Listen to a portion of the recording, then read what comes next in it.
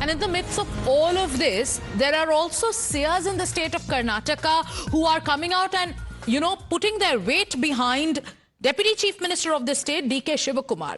On the face of it and for the cameras, you saw that show between D.K. Shivakumar and Siddaramaiah, where they held hands and they said all is well, gave out that message of Hum Saath Saath Hai.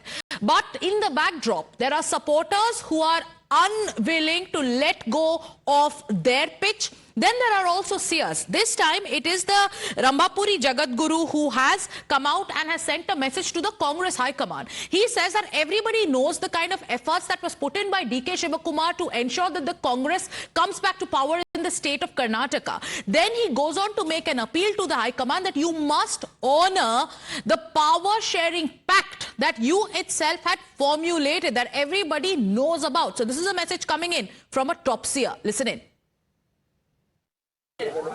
DK. Shivakumar ಅವರು ಪಕ್ಷಕ್ಕಾಗಿ ಅಧ್ಯಕ್ಷರಾದ ನಂತರ ಬಹಳ ಶ್ರಮಪಟ್ಟಿರುವಂಥದ್ದು ಈ ನಾಡಿನ ಎಲ್ಲ ಜನರಿಗೆ ಗೊತ್ತಿದೆ. ಆದರೆ ಪಕ್ಷ ಜಯಬೇರಿ ಆದ ನಂತರದಲ್ಲಿ ರಾಷ್ಟ್ರೀಯ ನಾಯಕರಾಗಲಿ ರಾಜ್ಯದ ನಾಯಕರಾಗಲಿ ಸಮಾಲೋಚನೆಯನ್ನು ಮಾಡಿ ಏನು ಒಳ ಒಪ್ಪಂದ ಏನು ಆಗಿದೆ ಆ ಒಳ ಒಪ್ಪಂದ ರಾಷ್ಟ್ರೀಯ ನಾಯಕರಿಗೆ ಮತ್ತು ಮುಖ್ಯಮಂತ್ರಿ ಸಿದ್ದರಾಮಯ್ಯನವರಿಗೆ ಡಿ.ಕೆ. ಶಿವಕುಮಾರ್ ಅವರಿಗೆ ಮಾತ್ರ ಗೊತ್ತು ಹೊರತು ಬೇರೆ ಯಾರಿಗೂ ಕೂಡ ಗೊತ್ತಿಲ್ಲ.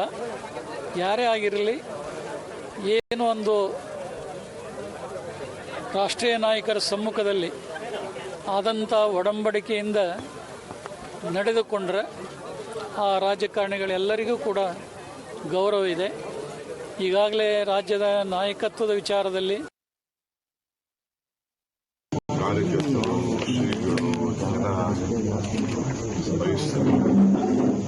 ಯಾರು ಬಯಸಿದ್ರು ನಾವು ತಪ್ಪು ಅಂತ ಹೇಳಕ್ಕಾಗಲ್ಲ. ಆದರೆ ನಾವೆಲ್ಲ ಪಕ್ಷ ಕಟ್ಟಿರೋರು, ಪಕ್ಷದ ನಾವೆಲ್ಲ ಕೂತ್ಕೊಂಡು ಪಾರ್ಟಿ ಎಲ್ಲ ಏನ್ ಹೇಳ್ತಾರೆ ನಾವೆಲ್ಲ ಕೇಳ್ಬೇಕು.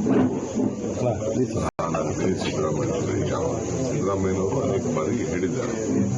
ಪದೇ ಪದೇ ನಿಮಗೆ ಮೀಡಿಯಾ ಅವ್ರಿಗೆ, ವಿರೋಧ ಪಾರ್ಟಿಯವ್ರಿಗೆ, ನಮ್ಮ ಪಾರ್ಟಿದು ಕೆಲವ್ರಿಗೆ ಸುಮ್ಮನೆ ಅದನ್ನ ಚಪ್ರಕ್ಕೆಲ್ಲ ಮಾತಾಡ್ತಾ ಇದ್ದಾರೆ.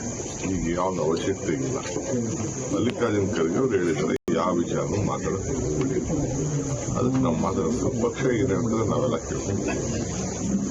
ನಮ್ಗಷ್ಟೇ. ಯಾಕೆಂದ್ರೆ ಜನ ಏನ್ ನಮ್ಮನ್ನು ನಂಬಿ